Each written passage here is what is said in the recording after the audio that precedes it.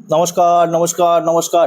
Solar panel design and installation with মেনটেন্যান্সের ক্লাসে একটা ইম্পর্টেন্ট চ্যাপ্টার যেটা হচ্ছে সোলার প্যানেল ডিজাইন।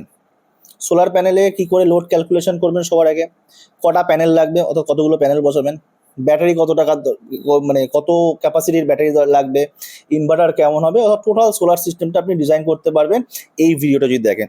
কারণ solar system proper design it's very vital point. আপনি যদি সোলার সিস্টেমের ডিজাইনটাই ভুল করেন বা কম ওয়াটেজের প্যানেল দেন, বা আপনার যে বাড়িতে ইনস্টল করবেন রুফটপ সোলার, সেখানে যদি আপনি কম ওয়াটেজের প্যানেল দিয়ে দেন বা কম ওয়াটেজের যদি কম ক্যাপাসিটির যদি আপনি জিনিস দিয়ে দেন, তাহলে সেই ক্ষেত্রে কিন্তু অ্যাকচুয়ালি প্রপার ফাংশন হবে না, বা বেশি দিয়ে দিলে সেক্ষেত্রে লস হবে। তো প্রপারলি আপনাকে কিন্তু ডিজাইন করতে হবে সোলার সিস্টেমটা। তো সবার আগে আপনাকে যেটা করতে হবে, লোড ক্যালকুলেশন। লোড ক্যালকুলেশনটা মাস্ট ইম্পর্টেন্ট একজন ইলেকট্রিক্যাল পার্সন বা প্রপার ইলেকট্রিক্যাল ইঞ্জিনিয়ার বা প্রপার ইলেকট্রিক্যাল পার্সনের জন্য কিন্তু লোড ক্যালকুলেশন খুব ইম্পর্টেন্ট। লোড ক্যালকুলেশন আমরা কি করি, ওয়াটে করতে পারি, কিলোওয়াটে করতে পারি, কেডব্লিউএইচ এ করতে পারি। কেডব্লিউএইচ বোঝায়, কেডব্লিউএইচ মানে ইউনিটের ক্ষেত্রে কেডব্লিউএইচ, পাওয়ার কনজাম্পশনে কেডব্লিউএইচ, আর আমরা নর্মালি ওয়াটেজ এবং কিলোওয়াটে হিসাব করি। তো কি কি হিসাব করি সেগুলো বলি। লোড ক্যালকুলেশন মানে তুমি প্রতিদিন কত ইউনিট বিদ্যুৎ ব্যবহার করো সেটাকে হিসাব করতে হবে। বিদ্যুৎ যে আমরা ব্যবহার করি তার ইউনিট হচ্ছে কেডব্লিউএইচ, কিলোওয়াট আওয়ার।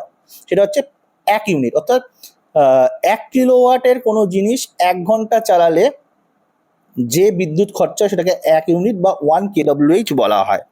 ঠিক আছে, 1 কেডব্লিউএইচ মানে কি মাথায় রাখতে হবে, 1 কেডব্লিউএইচ মানে হচ্ছে 1 ইউনিট। 1 ইউনিটকে বলা হয় 1 কেডব্লিউএইচ, কিলোওয়াট আওয়ার। 1 কেডব্লিউএইচ মানে হচ্ছে 1 কিলোওয়াটের কোনো মানে 1000 ওয়াট। 1 কিলোওয়াট মানে কি, 1000 ওয়াটের জিনিসকে যদি 1 ঘন্টা চালানো হয়, 1 আওয়ার্স চলে, তাহলে সেই ক্ষেত্রে 1 ইউনিট বিদ্যুৎ পড়ে বা বিদ্যুৎ ইউজ হয়। ঠিক আছে, 1 কিলোওয়াট মানে বোঝা গেল, 1 কিলোওয়াট মানে 1 ইউনিট বলা হয়। 1 কিলোওয়াট সমান সমান 1 ইউনিট, যেন মাথায় থাকে। হ্যাঁ, আমরা যেহেতু বিদ্যুতের কনজাম্পশনকে আমরা ইউনিট হিসাবে বলি, কত ইউনিট বিদ্যুৎ পড়েছে তোর, আমরা বলি 1 ইউনিট।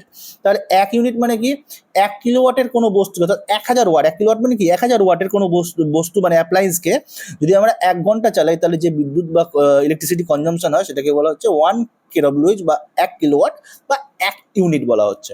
আশা করি এই জিনিসটা আপনারা বুঝতেছেন বা আপনারা জানেন, অনেকে যারা ইঞ্জিনিয়ারিং ব্যাকগ্রাউন্ড বা 9-10ও আপনারা ফিজিক্সেও পড়েছেন আশা করি। এবার আপনাকে সবার আগে জিজ্ঞাসা করতে, ডিভাইসের সংখ্যা কি, মানে কি কি জিনিস চলে, কটা চলে। ঠিক আছে, সেগুলো ওয়াট হিসাব করবেন, ওয়াটে। কত ঘন্টা চলে, অর্থাৎ দৈনিক ব্যবহার, পার ডে ইউজেস কত ঘন্টা চলে, তাহলে আপনি কিন্তু মোট কেডব্লিউএইচ কত হচ্ছে, অর্থাৎ মোট ইউনিট কত হচ্ছে, সেটা আপনারা হিসাব করতে পারবেন। একটা উদাহরণ দিই, চলুন একটা বাড়ির হিসাব করি। একটা বাড়ির হিসাব এক্সাম্পলে দিই। ধরুন ফ্যান, ফ্যান হচ্ছে 80 ওয়াটের।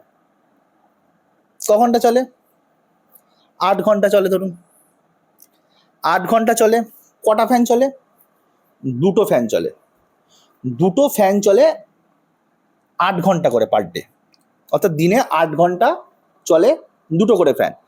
তো ফ্যানের ওয়াটেজ কত, সবার আগে বলি কত ঘন্টা চলে ফ্যান, 8 ঘন্টা চলে। কটা ফ্যান চলে, দুটো ফ্যান চলে পার ডে। ফ্যানের wattage 75 watt, normally ceiling fan. যদিও এখন বিএলডিসি যদি ফ্যান লাগায় সেক্ষেত্রে 35 to 40 ওয়াটের কাছাকাছি কনজাম্পশন রয়েছে। নর্মালি সিলিং ফ্যান যেগুলো আছে সেগুলো 75 ওয়াট। তাও আমি 80 ওয়াট এখানে একটা রাফ হিসাব বা রাফ স্কেচ করছি।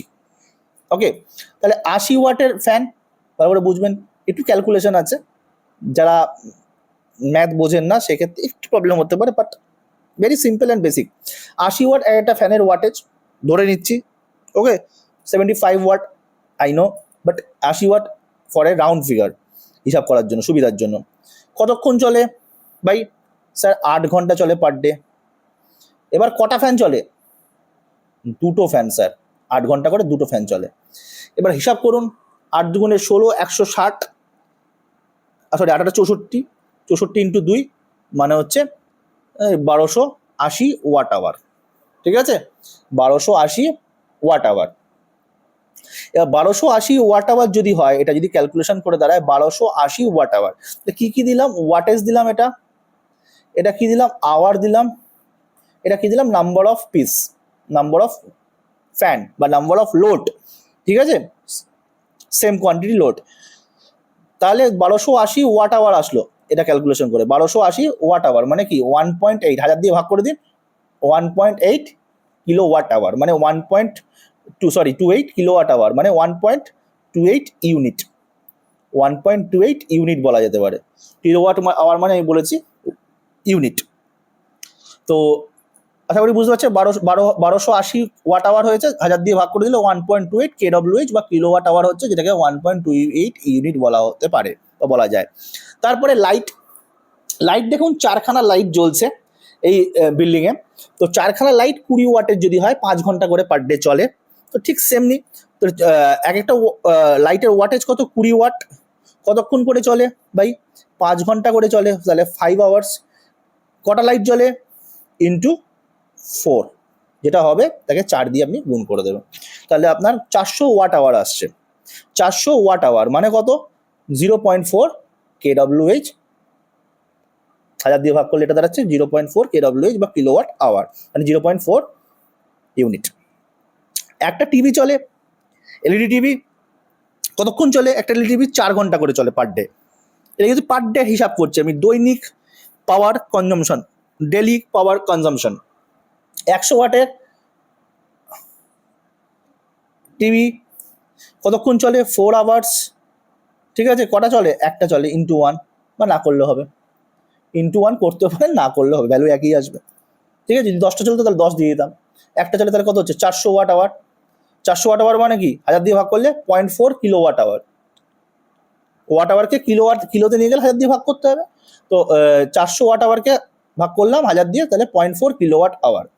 টোটাল যদি বা যোগ করেন 1.28 কিলো ওয়াট আওয়ার বা কেডব্লিউএইচ যাই বলেন না কেন, 0.4 কেডব্লিউএইচ আর 0.4 আরেকটা, আর 0.4 কেডব্লিউএইচ, তিনটে যদি যোগ করেন, সাম করেন, তাহলে কত হচ্ছে ডেলি কনজামশন বা daily unit, 2.08 KWH, 2.08 KWH. Just a moment,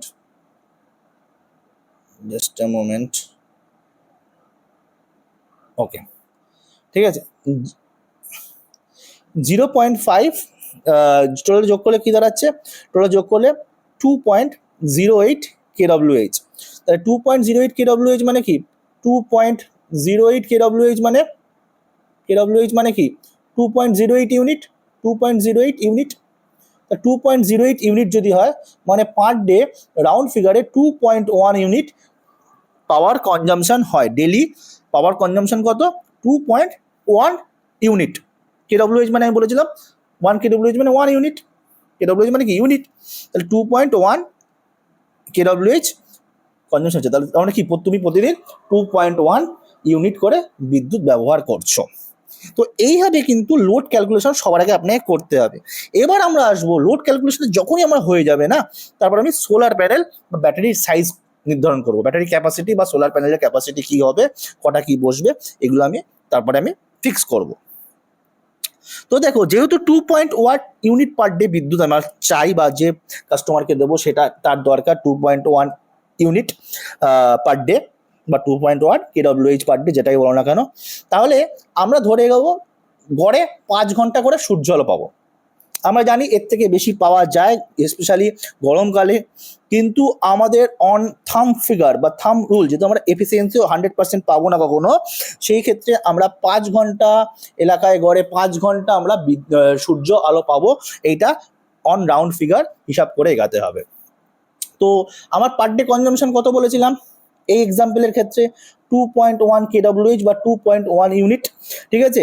এটাকে আমরা 5 ঘন্টায়, যেহেতু আমার সোলার আউটপুট জেনারেট করবে বা আলো থাকবে, সূর্যালোক পাবো, তাই 5 দিয়ে ভাগ করে দেবো। তা 5 দিয়ে ভাগ করলে আমার কত দাঁড়াচ্ছে, 0.42 কিলোওয়াট, যেহেতু কিলোওয়াটে হচ্ছে তার মানে 420 ওয়াট, 420 ওয়াট। ওকে, দেখতে পাচ্ছ 2.1 হচ্ছে কেডব্লিউএইচ ডিভাইডেড বাই 5 আওয়ার্স বা 5 ঘন্টা, 2.1 কেডব্লিউএইচকে 5 ঘন্টা দিয়ে ভাগ করার পর 0.42 কেডব্লিউ অর্থাৎ কিলোওয়াট বেরিয়েছে, সেটাকে ওয়াটে যদি নিয়ে আসি 1000 দিয়ে গুণ করে, তাহলে 420 ওয়াট। তার মানে 420 ওয়াট বা তার কাছাকাছি প্যানেল হিসাবে কাজ করবে, অর্থাৎ 500 ওয়াটের প্যানেল বা 500 ওয়াটের কাছাকাছি যে প্যানেলগুলো আছে সেগুলো দিলেই আমার কাজ হবে। তুমি চাইলে 250 ওয়াটের, মানে আমার প্যানেলে কত ওয়াটেজ লাগবে, প্যানেলে ওয়াটেজ কত লাগবে, 420 ওয়াট, 420 ওয়াটের প্যানেল লাগবে। 250 ওয়াটের দুটো প্যানেল দিতে পারি, অথবা 165 ওয়াটের 3টে প্যানেল দিতে পারি। ক্লিয়ার হলো ব্যাপারটা? আমার টোটাল 420 ওয়াটের ডিমান্ড আসছে, যদি 5 ঘন্টা যদি আমার চলে 420 ওয়াট, ঠিক আছে? তো আমি চাইলে 250 ওয়াটের দিতে পারি, বা তুমি 500রও একটা দিতে পারো, ডাইরেক্ট 500রও একটা দিতে পারো প্যানেল, ঠিক আছে? 500 প্যানেল দিলেই কাজ হবে। এবার দেখো, যদি অফ গ্রিড সিস্টেম হয়, ব্যাটারি হিসাব করবো। এবার ব্যাটারি হিসাব করলে অফ গ্রিড সিস্টেম হয় 2.1 kWh পার ডে কনজামশন, ওর 2.1 kWh পার ডে কনজামশন। তো পার ডে কনজামশন মানে কি, 2000 ওয়াট আওয়ার, 2100 ওয়াট আওয়ার। 12 ভোল্টের ব্যাটারি যদি হয়, সেক্ষেত্রে 12 ভোল্টের ব্যাটারি ধরে নিলাম, ব্যাটারির ক্যাপাসিটি কত, 12 ভোল্ট। তো 12 ভোল্টের যদি ব্যাটারি হয়, ওকে, 2100 ডিভাইডেড বাই 12, আমরা 175 AH, 175 অ্যাম্পিয়ার আওয়ারের ক্যাপাসিটির ব্যাটারি দিলেই যথেষ্ট। 12 ভোল্ট হচ্ছে ব্যাটারির ক্যাপাসিটি, হচ্ছে 12 ভোল্টে। 24 ভোল্টের ব্যাটারি হলে তাহলে 24 দিয়ে ভাগ করে দিতে হবে। ক্লিয়ার হলো? অর্থাৎ তুমি চাইলে 12 ভোল্টের 150 অ্যাম্পিয়ার আওয়ারের দুটো, অথবা দুটি 12 ভোল্টের 100 AH এর ব্যাটারি দিলেও হয়ে যাবে, ঠিক আছে? আমাদের তাহলে আবার বলছি, 12 ভোল্টের যদি 100 অ্যাম্পিয়ারের 100 অ্যাম্পিয়ার আওয়ারের কটা ব্যাটারি লাগবে, দুটো। আর যদি 100 AH এর, ঠিক আছে? আর যদি আমি 150 দিই, তাহলে একটা দিলেই হয়ে যাবে। একটা দিলে একটু ইনসাফিসিয়েন্ট হয়, বাট 100 AH এর দুটো দিলে বেস্ট, ঠিক আছে? 150 AH এর দুটো দিলে বেস্ট। আর যদি ইনভার্টার ও চার্জ কন্ট্রোলার সিলেকশন করো, তাহলে ইনভার্টার লোড 300 থেকে 400 বা 600 ইনভার্টার বেছে নেবো আমরা। 600 ওয়াট, কেন, যদি কোনো ওভারলোড চলে আসে তাহলে সেই ক্ষেত্রে ওর পারফরমেন্সটা সিকিউর হতে হবে, তার জন্য 600 ওয়াটের ইনভার্টার আমরা বেছে নেবো। যদি আমাদের 400 ওয়াট সাফিসিয়েন্ট, 300 থেকে 400, তবু আমরা 600 ওয়াটের ইনভার্টারটাকে বেছে নেবো, কেন, ভবিষ্যতে যদি কখনো লোড বাড়ে তাহলে সমস্যা না হয়। আর চার্জ কন্ট্রোলার হিসাবে কি করব, আমরা এমপিপিটি টাইপ নেব। চার্জ কন্ট্রোলার যখন নেব, এমপিপিটি টাইপ নেব, তার ফলে সোলার প্যানেল থেকে ভালো চার্জ পাবো। উদাহরণ, 40 অ্যাম্পিয়ারের চার্জ কন্ট্রোলার নিয়ে নাও, এমপিপিটি টাইপ। প্যানেল আর ব্যাটারির উপর নির্ভর করে এটা আমাদের নিতে হবে। তা আশা করি তোমরা একটা বুঝতে পেরেছো। আর এর পরের ব্যাপারটা হচ্ছে ওয়্যারিং ডায়াগ্রাম বা সিস্টেম স্ট্রাকচার। বেসিক কানেকশনটা কি, solar panel, charge controller, battery, inverter, load. ফার্স্টে সোলার প্যানেল, তারপরে চার্জ কন্ট্রোলার থাকবে, এখান থেকে পাওয়ার এসে চার্জ কন্ট্রোলারে যাবে, তারপর ব্যাটারিতে যাবে, তারপর ইনভার্টারে যাবে, তারপরে লোডে যাবে।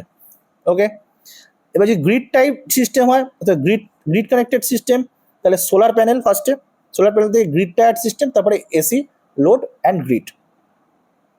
সোলার প্যানেলের পরে পাওয়ার যাবে গ্রিড টায়ার ইনভার্টারে যাবে, ইনভার্টার থেকে আমাদের বাড়ির লোড অর্থাৎ এসি লোড এবং গ্রিডের সঙ্গে কানেক্টেড থাকবে থ্রু নেট মিটার। আর হাইব্রিড সিস্টেম হলে কি হবে, সোলার প্যানেল থেকে পাওয়ার আসবে সবার আগে, এসে হাইব্রিড ইনভার্টারে যাবে, তারপরে লোডে, তার সঙ্গে লোড, ব্যাটারি এবং গ্রিড সব কানেক্টেড থাকবে। ওকে, প্যানেল থেকে পাওয়ার বেরিয়ে হাইব্রিড সিস্টেমের ক্ষেত্রে হাইব্রিড ইনভার্টারে যাবে, তার সঙ্গে আমাদের এসি লোড অর্থাৎ বাড়ির লোড থাকবে, ব্যাটারি এবং গ্রিডের সঙ্গে কানেক্টেড হবে। এর পরের মডিউলে আমরা সোলার প্যানেল ইনস্টলেশন দেখব। সোলার প্যানেল ইনস্টলেশনের ক্ষেত্রে কি কি সিস্টেম বা কেমনভাবে সোলার প্যানেল ইনস্টলেশন করতে হবে সেইটা আমরা দেখব। আর এই ডিজাইনের ক্ষেত্রে, অর্থাৎ এই যে ডিজাইন সিস্টেম যেটা আপনাকে বললাম, সেই ডিজাইন সিস্টেমের ক্ষেত্রে কোনো যদি কোয়ারি থাকে বা কোনো ব্যাপার থাকে তাহলে সেটা বলবেন। সোলার এর পরের ভিডিওতে বা পরের মডিউলে আমরা সোলার ইনস্টলেশন শেখাবো এবং তার সাথে কী করে সোলার প্যানেলের কানেকশন করবেন সেটাও দেখাবো। সোলার প্যানেলের সিরিজ কানেকশন করলে কী হয়, প্যারালাল কানেকশন কী করে করবেন, এবং সিরিজ কানেকশন করলে কী সুবিধা হবেন, প্যারালাল কানেকশন করলে কী হয়, এভরিথিং ডিটেলসে বলবো। যদি কোনো ডাউট থাকে বা কিছু থাকে অবশ্যই কমেন্ট করে জানান, আমি উত্তর দেবো। যদি দরকার পড়ে আমি আরও একটা ভিডিও করব এই টপিকের উপর, যে পয়েন্টগুলো আপনাদের জানার ইচ্ছা বা জানার দরকার আছে বলে মনে হচ্ছে, অবশ্যই কমেন্ট করে জানান, যাতে আমি নেক্সটে আপনাকে গাইড করতে পারি, এবং দরকার পড়লে আমি ভিডিও করব আরেকটা ডিজাইন নিয়ে। আমি একটা উদাহরণ দিয়ে বোঝালাম সিম্পলভাবে, যেটা ডিজাইন করতে আপনাদের খুবই সুবিধা হয়। ওকে, এবং এই ডিজাইনটাও কিন্তু একটা খুবই ইম্পর্টেন্ট জিনিস। এই ডিজাইনটা না করলে না আপনি এর পরের স্টেপ ইনস্টলেশনটা কিন্তু বুঝতে পারবেন না। সো ডিজাইনের তার সম্বন্ধে কোনো ডাউট থাকলে অবশ্যই জানান। ডিজাইন আগে করতে হয় সিস্টেমে, তারপরে ইনস্টলেশন। ফার্স্ট যেমন ভাত আগে মাখতে হয়, তারপর খেতে হয় তরকারি দিয়ে বা মাংসের ঝোল দিয়ে বা মাছের ঝোল দিয়ে, যাই হোক না কেন, ঠিক সেই ক্ষেত্রে আগে ডিজাইনটা ইম্পর্টেন্ট, তারপরে আমরা ইনস্টলেশনটা কী করে করছি সেটা আমরা বুঝবো। তো ডিজাইনের ব্যাপারে কোনো কোয়ারি থাকলে অবশ্যই জানান, দরকার পড়লে আমি একটা ডিজাইন সোলার প্যানেল ডিজাইন নিয়ে আমি আরেকটা ভিডিও করব আপনাদের জন্য। সো ইনফর্ম মি, চ্যানেলটা সাবস্ক্রাইব করে রাখুন। এরকম এই কোর্সটা তো পুরো কন্টিনিউ করবেন। এছাড়া বিভিন্ন রকম আপকামিং দিনে কোর্স আসছে যেটা আপনার স্কিল ডেভেলপমেন্ট করবে, এবং ইলেকট্রিক্যাল এবং ইলেকট্রনিক্স ইঞ্জিনিয়াররা অবশ্যই সাবস্ক্রাইব করে রাখুন, এবং যারা ইন্টারেস্টেড ইলেকট্রিক্যাল টপিকের উপর তারাও সাবস্ক্রাইব করুন। Thank you so much for watching.